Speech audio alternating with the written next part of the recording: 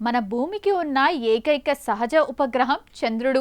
చంద్రుడు సుమారు 4.5 బిలియన్ సంవత్సరాల క్రితం భూమిని ఒక పెద్ద గ్రహం లాంటి వస్తువు ఢీకొట్టడం వల్ల ఏర్పడ్డాడని శాస్త్రవేత్తలు నమ్ముతారు. నాటి నుండి ఇది భూమి చుట్టూ తిరుగుతూ మనకు తోడుగా ఉంది. భూమి నుండి చంద్రుడు సుమారు 3,84,400 కిలోమీటర్ల దూరంలో ఉన్నాడు. పరిమాణంలో ఇది భూమి కంటే చాలా చిన్నది. భూమిలో 4వ వంతు ఉంటుంది. చంద్రుడికి స్వయంగా ప్రకాశించే శక్తి లేదు. సూర్యుడి నుండి వచ్చే కాంతి చంద్రునిపై పడి అది పరావర్తన చెందడం వల్లే మనకు చంద్రుడు అంత అందంగా కనిపిస్తాడు. భూమి చుట్టూ తిరిగే క్రమంలో మనకు కనిపించే చంద్రుని ఆకారం రోజు రోజుకు మారుతూ ఉంటుంది. దీనిని చంద్రకళలు అంటారు. పూర్తిగా కనిపించినప్పుడు పౌర్ణమి అని, అస్సలు కనిపించనప్పుడు అమావాస్య అని అంటాం. చంద్రుడిపై గాలి, నీరు మరియు వాతావరణం లేవు. అందుకే అక్కడ శబ్దం వినపడదు. గురుత్వాకర్షణ శక్తి కూడా భూమి కంటే 6 రెట్లు తక్కువగా ఉంటుంది. మానవుడు అంతరిక్షంలో అడుగుపెట్టిన మొదటి ఖగోళ వస్తువు చంద్రుడే. మన పురాణాల్లో చందమామగా, కవుల ఊహల్లో అందానికి ప్రతీకగా నిలిచే చంద్రుడు సైన్స్ పరంగా భూమిపై సముద్రపు పోటుపాట్లను నియంత్రించడంలో కీలక పాత్ర పోషిస్తాడు. అంతరిక్ష చరిత్రలోనే అతిపెద్ద విజయం 1969 జూలై 20న నమోదైంది. అమెరికాకు చెందిన నీల్ ఆర్మ్స్ట్రాంగ్, బజ్ ఆల్డ్రిన్లు అపోలో 11 మిషన్ ద్వారా చంద్రునిపై అడుగుపెట్టారు. చంద్రుడిపై నడిచిన మొదటి వ్యక్తిగా నీల్ ఆర్మ్స్ట్రాంగ్ చరిత్ర సృష్టించారు. భారతదేశానికి చెందిన ఇస్రో 2008లో ప్రయోగించిన చంద్రయాన్-1 ప్రపంచ అంతరిక్ష పరిశోధనలోనే ఒక మైలురాయి. చంద్రుని ఉపరితలంపై ముఖ్యంగా ధ్రువ ప్రాంతాల్లో నీటి అణువులు ఉన్నాయని మొదటిసారిగా ప్రపంచానికి చాటి చెప్పిన ఘనత మన భారతదేశాందే. భూమికి ఎప్పుడూ కనిపించని చంద్రుని అవతలి వైపును ల్యాండ్ చేయటం చాలా కష్టమైన పని. అయితే 2019లో చైనా తన చేంజ్-4 ల్యాండర్ మరియు రోవర్ను చంద్రుని వెనక భాగంలో విజయవంతంగా దించి సరికొత్త రికార్డ్ సృష్టించింది. 2023 ఆగస్టు 23న భారతదేశం చంద్రయాన్-3 ద్వారా చంద్రుని దక్షిణ ధ్రువంపై విజయవంతంగా ల్యాండింగ్ సాధించింది. చంద్రుడి దక్షిణ ధ్రువంపై అడుగుపెట్టిన ప్రపంచంలోనే మొదటి దేశంగా భారత్ చరిత్ర సృష్టించింది. ఈ విజయానికి గుర్తుగా ఆగస్టు 23ను భారతదేశం నేషనల్ స్పేస్ డేగా జరుపుకుంటోంది. అమెరికా, రష్యా మరియు చైనా దేశాలు చంద్రుడిపై నుంచి వందల కిలోగ్రాముల కొద్దీ మట్టి, రాళ్ల నమూనాలను భూమికి విజయవంతంగా తీసుకొచ్చాయి.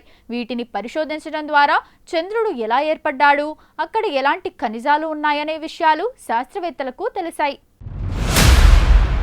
ఇప్పటి వరకు కేవలం 12 మంది అమెరికన్ వ్యోమగాములు మాత్రమే చంద్రునిపై నడిచారు. చంద్రుడిపై వాతావరణం, గాలి లేకపోవడం వల్ల 1969లో ఆర్మ్స్ట్రాంగ్ పెట్టిన అడుగుజాడలు ఇప్పటికీ అలాగే చెక్కు చెదరకుండా ఉన్నాయి. చంద్రుడు ఎలా పుట్టాడు అనే దానికి సైన్స్ ప్రపంచంలో అత్యంత ఆమోదయోగ్యమైన సిద్ధాంతం ఒకటి ఉంది. దీనిని జైంట్ ఇంపాక్ట్ హైపోథెసిస్ లేదా మహాఘాత సిద్ధాంతం అంటారు. సుమారు 4.5 బిలియన్ సంవత్సరాల క్రితం అంతరిక్షంలో జరిగిన ఒక ఊహించని మహాప్రమాదం వల్ల చంద్రుడు జన్మించాడు. ఆ కథ ఏంటో దశల వారీగా చూద్దాం. చంద్రుని జనన క్రమం. మొదటి దశ. మన భూమి ఏర్పడిన కొత్తలో అంగారక గ్రహం అంత పరిమాణంలో ఉన్న ఒక భారీ గ్రహం భూమి వైపు దూసుకొచ్చింది. శాస్త్రవేత్తలు ఆ గ్రహానికి తియా అని పేరు పెట్టారు. రెండవ దశ. ఆ తియా గ్రహం అత్యంత వేగంతో వచ్చి మన లేత భూమిని బలంగా ఢీకొట్టింది.